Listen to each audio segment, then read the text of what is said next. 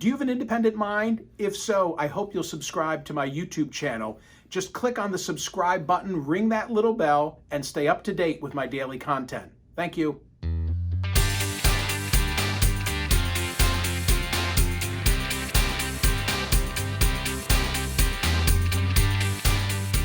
Hey everybody, so I am vaccinated. Yeah, yesterday posted a photograph on Instagram right after receiving my second shot. Check that picture out. I acknowledge that my guns are not what they once were. When were they what they once were? Like, what was the high point of the guns? I would say it was probably the fall of '82. Undergraduate, TC's in hysterics, undergraduate at Lehigh, able to bench press with free weights more than my weight. That was always the test. Like, does anybody remember the Universal machine? Yeah, Universal, we could all bench press our weight, right? Come on, there was nothing to that. But if you could bench press your weight and then some with free weights, that was like the barometer. Anyway, I will post in this YouTube video a photograph of the guns in the day. Then you'll be able to do the comparison. What does Toby Keith say? I'm not as good as I once was, but I'm as good once as I ever was. What does he mean by that? Anyway, I would not have made a big deal over getting vaccinated but for a telephone conversation that I had literally on the way home from the doctor's office. I was catching up with a good friend. I asked if he or she or they had their shots. And no was the answer. Okay, that's not particularly unusual, especially because the rollout in southeastern Pennsylvania has been a bit of a cluster. But the second part of their answer was, and I'm not sure I will. What? I didn't take my friend for an anti-vaxxer. I don't put my friend in a conspiratorial realm, which is why this call was jarring. And when I asked, well, why not? They rattled off a series of sound bites, most of them not patently false, but sort of tied together in a way that sounded ominous. Other things that they told me were easily fact-checked and rejected. I'd like to tell you what they were, but then I'm gonna give them heft.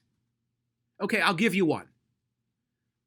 Well, Moderna and Fauci, have a relationship. As if Fauci's got a piece of the action with the Moderna vaccine.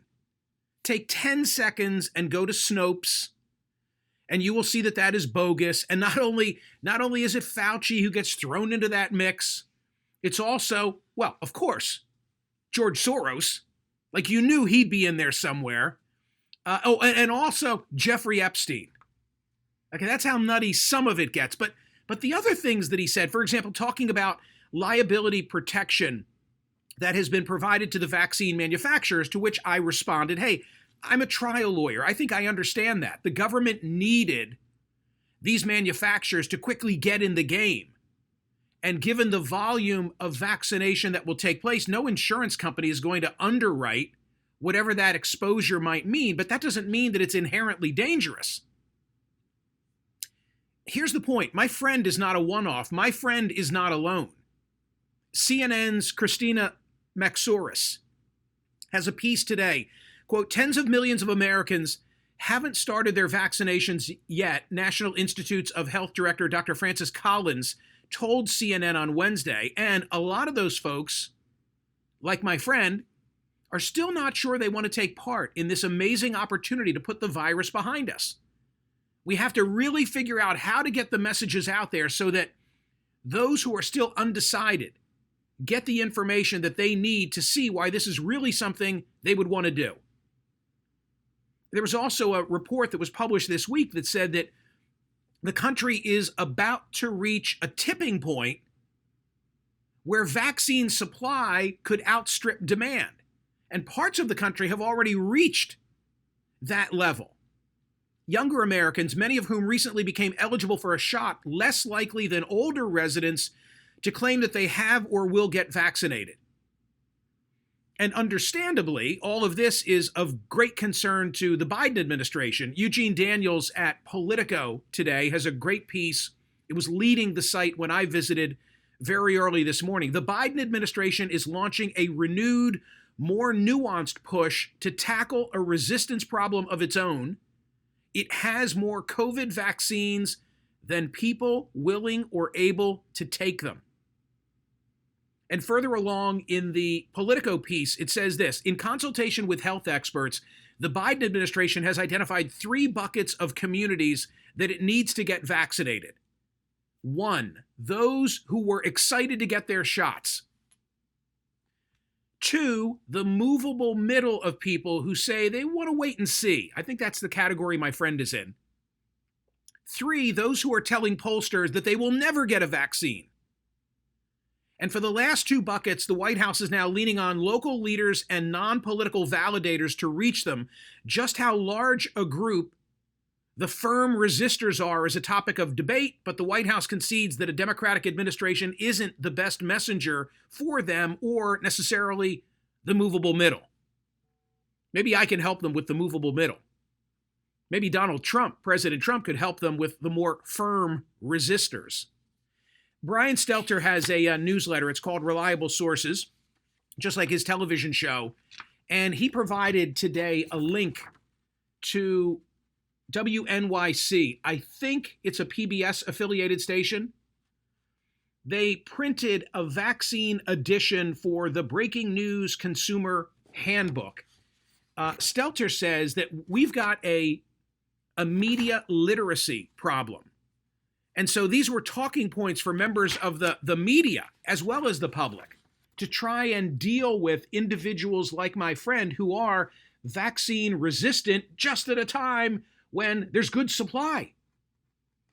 I won't read them all to you, but for example, number 1, this is the way that the media members are being schooled to address concerns of the type that my friend raised with me. Number 1, just because the story is everywhere doesn't mean the risks are.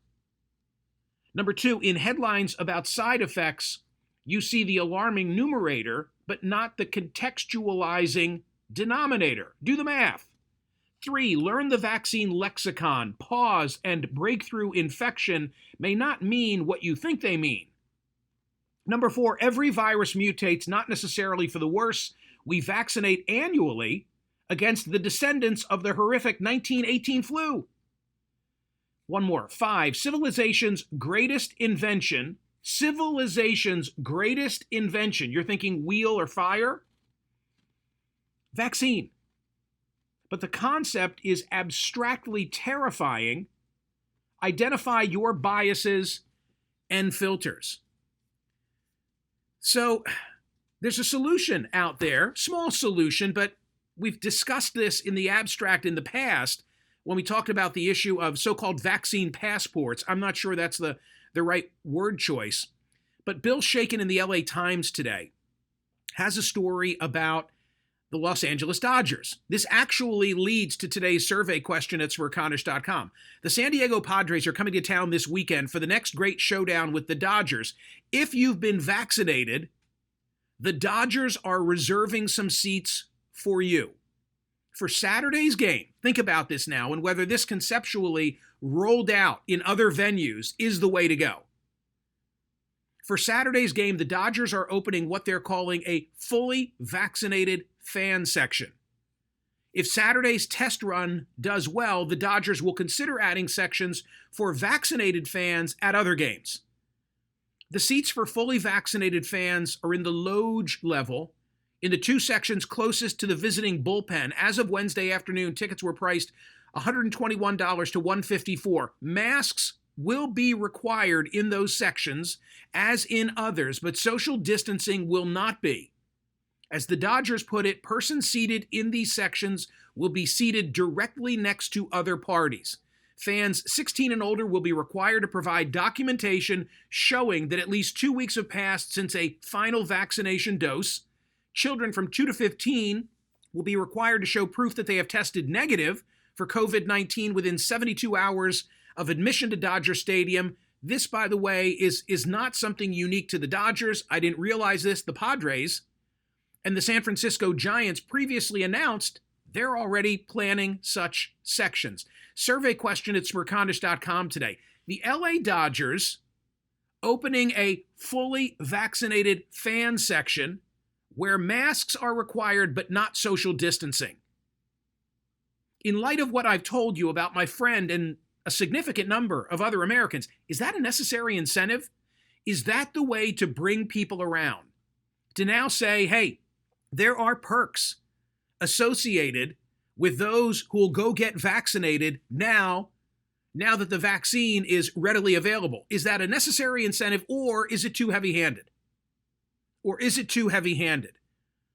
You might be wondering, by the way, because I sure was, I still am, why do you have to wear a mask after you're vaccinated? Why, for example, how about this? Why, for example, is President Biden, who has been vaccinated, why is he still wearing a mask? Why is President Biden, who is associated, I assume, surrounded by, a better descriptor, people who've also been vaccinated, why is he still wearing a mask? I'm going to read you a snippet from USA Today that's not directly on that point. I happen to think that, a large part of his campaign, think about when President Biden was sort of isolated in Delaware, speaking to the media only in a gymnasium when they were in those circles that were 6 feet apart from him. It became a whole part of his mantra that Donald Trump was reckless and he was being appropriately cautious. I get it. It worked well for him. And it was scientifically prudent. I want to make sure I'm making that point. But at a certain point, I'm wondering, should that mask come off? See, I think he probably doesn't fully need it, but he wants to send a message still of caution. I'm wondering, given what I've already described, maybe Biden's mask should come off and the pitch should be, well, I've been vaccinated and the people around me have been vaccinated. Or does that send the wrong message to people like my friend? Why still wear a mask after vaccination? USA Today says this: the Centers for Disease Control and Prevention recommends that people continue to wear a mask in some settings even after they've been fully vaccinated. In guidance that was updated on April the 2nd, the CDC recommended continued mask use in public when gathering with unvaccinated people from more than one other household, and when visiting an unvaccinated person in higher risk categories or someone who lives with a person in a higher risk category. Masks not needed when gathering indoors with others who are fully vaccinated, or when visiting indoors with only one household of unvaccinated people who are not at risk of severe illness. The reason for continued use of masks for vaccinated people, they say, is twofold: the potential for carrying the virus without symptoms and passing it on to others who are not vaccinated, and the risk of spreading variants the current vaccines are not as effective against. So says Dr. Fauci. While vaccines have shown to be effective against symptomatic COVID-19 and preventing serious illness from the virus, researchers are still gathering data about whether someone who has been vaccinated can carry the disease without symptoms. And that means a vaccinated person could theoretically unknowingly infect others. Vote at smircondish.com on the question as to whether the LA Dodgers have the right idea in terms of providing incentive for people like my friend to get vaccinated now that they've got access, or is it too heavy-handed? And if you tell me it's too heavy-handed, then I want to know, how do we reach people like my friend? How do we get everybody in the tent so that we can lead our lives normally as soon as possible?